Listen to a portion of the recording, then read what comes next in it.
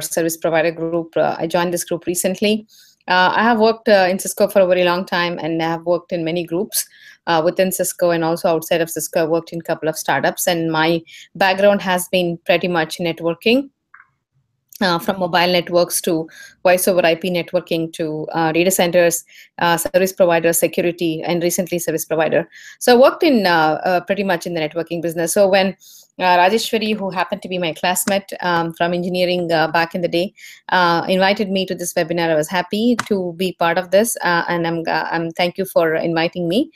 So hopefully, from my experience in the industry for the last 20, I'll be able to share my experience on working in the industry for the last 22 years, what I've learned and where the industry is headed.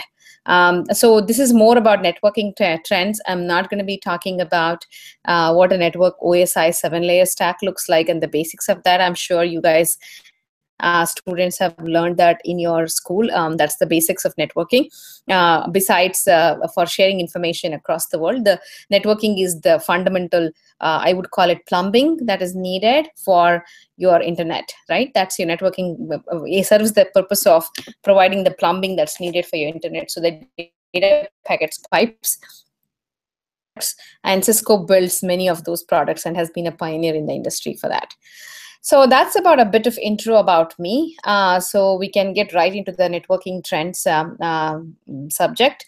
So let me go to the next slide.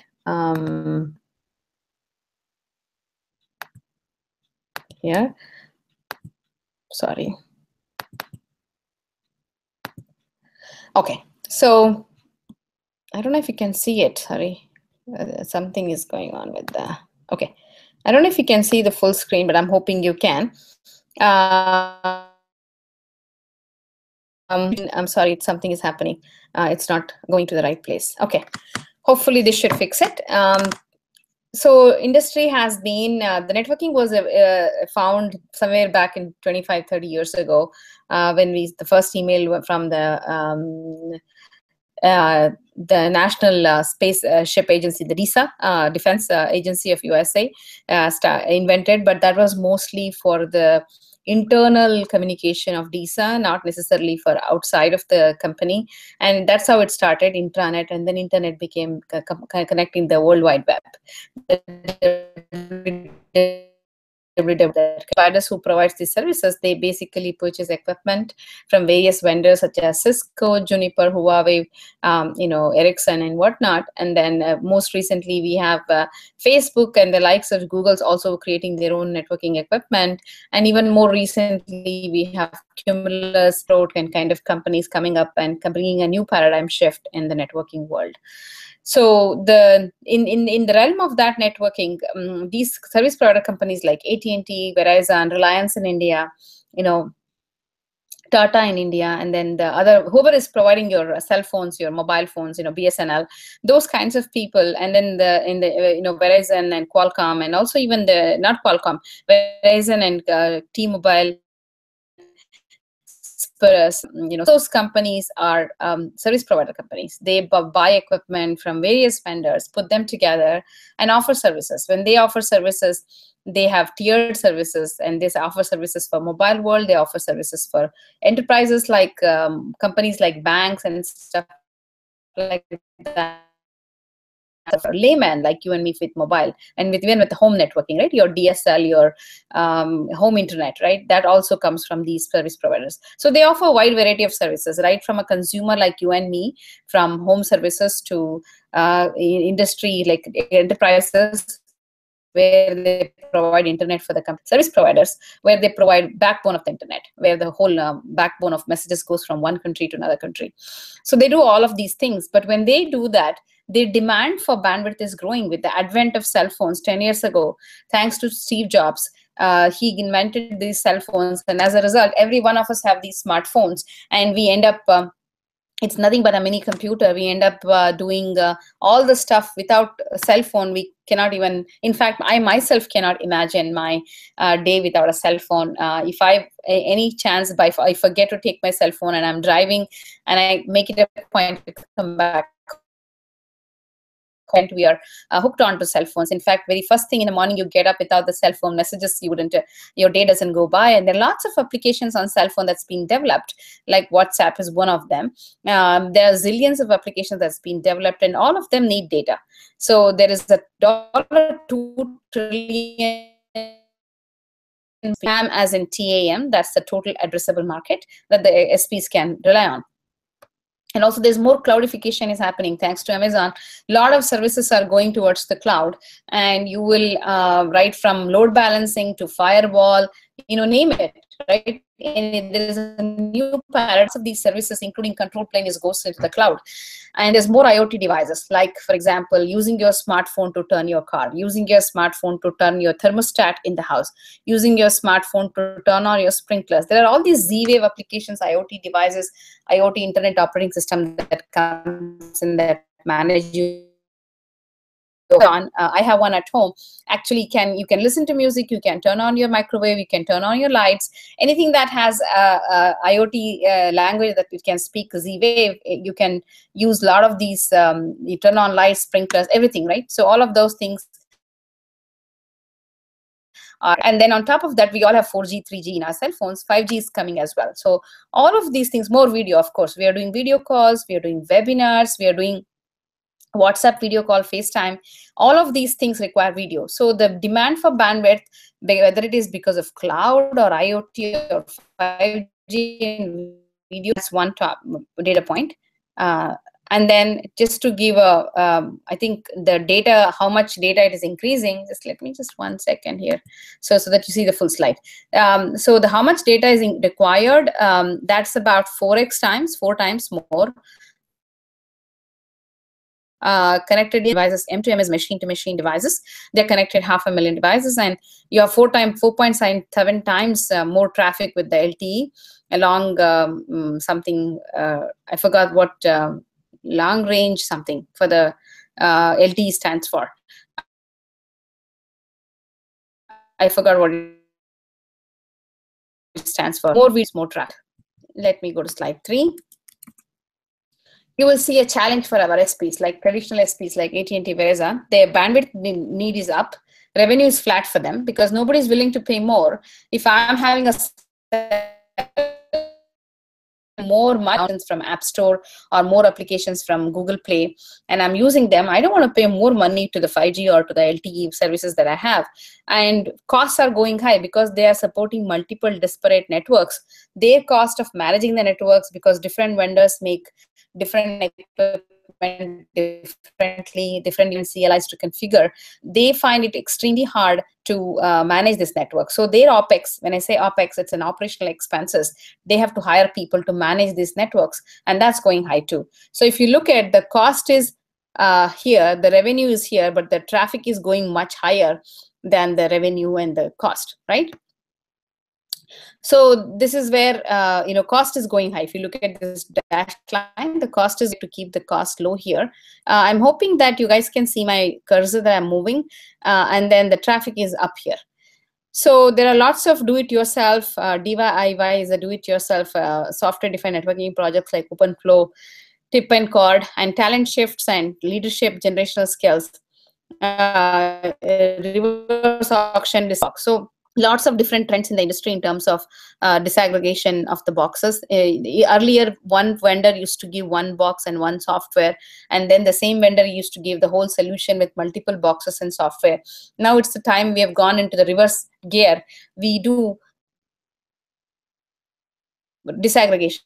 One person, hardware given is by one person. Even within the software, different layers are given by different people. So it becomes really truly an open source white box type of environment that they have to manage. So they need to show leadership in this one, okay? And manage that. That's the SP challenge. Hopefully that's clear. And the network is transforming as well. SP has a challenge of bandwidth growth, trying to adapt and disrupt the trend, adapt the disrupting trend in the industry. At the same time, the network transformation is happening by the vendors too. They want to make it architecture simple and fungible. They want to automate first. So every MOP, like method of procedure to bring up no, that is changing as well. And they want the network to be simple and fungible, and they want the life cycle of the software, like, upgrades, finding debugging issues in the field, and also fixing patches when there is an issue. The whole life cycle of the software management life cycle has to be open and flexible.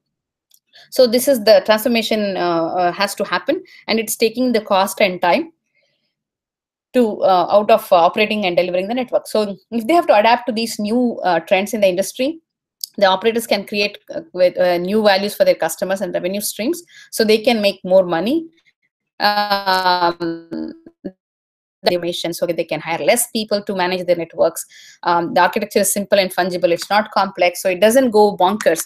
You will not have cap cases. You will not have issues in the field, and that will make it life easier for them, for our operators. And it's more open and flexible. That's the key thing they want to look at transformation. And shift to 5G also will be led by new services. So they need to start, like I said earlier, now our service providers, to make money and to stay afloat, they cannot go with the traditional legacy business model.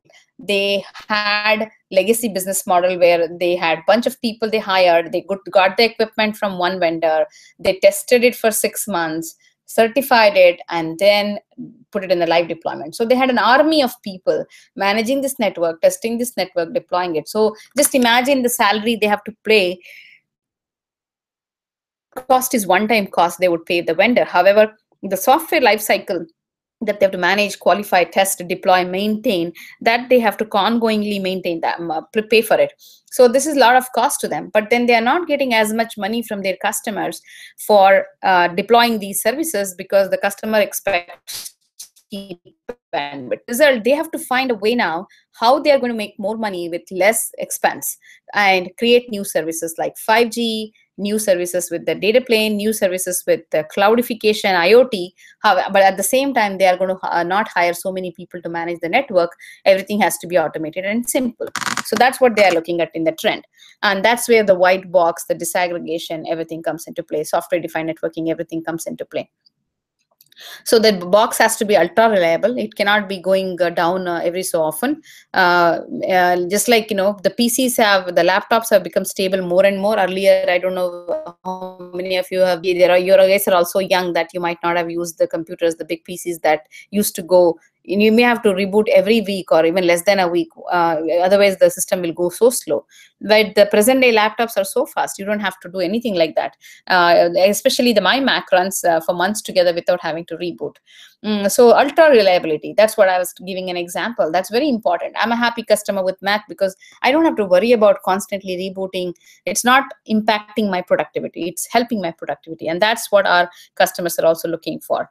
Ultra capacity and coverage, and ultra speed and low latency, right? When you speak on the phone, or when you're sending a video on the phone, which is a normal thing these days, the speed has to be very high, right? It can't be, you cannot have a latency that you speak, people will lose interest, they can't speak on the phone. So the massive device connectivity, right? How many billions of phones are there in the world? All of them have to be connected with 5G services. And then broadband access in dense areas, right? There's pervasive video. We all know that. And minimum bandwidth required anywhere is on broadband at home, or whether it is a shop or a small shop, mom and pop shop, or wherever you're looking for. They need an average of 1 gigabits per second per device bandwidth and download speed, because you're watching movies, you're watching videos, whoever sends your WhatsApp video, right? How much of bandwidth that is that you download and watch. So that's the bandwidth needed. Using their mobile devices to watch video. They're doing their mobile devices to do video call and voice calls. So massive Internet of Things are there. Not so much probably in India, but in America, I see a lot more of that becoming popular. Sorry, 1 second. I think I have to go back here. I moved my mouse. Sorry. It is tactile internet, right? Every extreme real-time communication, lifeline communications, whether it is for the doctor, fireman, natural disaster, volcano, whatever that happens, lifeline communications, all of them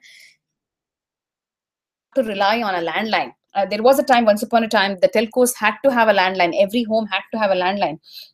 Even way back 20 years ago in the US, we had to have a landline because of the fact that mobile phones were considered unreliable. If there was a natural disaster such as an earthquake, or that so happens in mostly in North America, or if it happens to be a tsunami or a hurricane or something, you can't rely on a mobile phone to communicate of your safety, to call paramedics or emergency.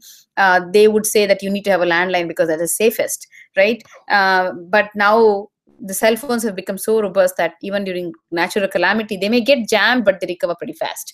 Whether it is for health services, you want to record check your medical records, you can do online. Before, that was not the case. You had to go to the doctor's office, you had to get a physical paper of the records of your medical history. Now that's not the case. Now broadcast like services, you can TV that our service providers want to provide.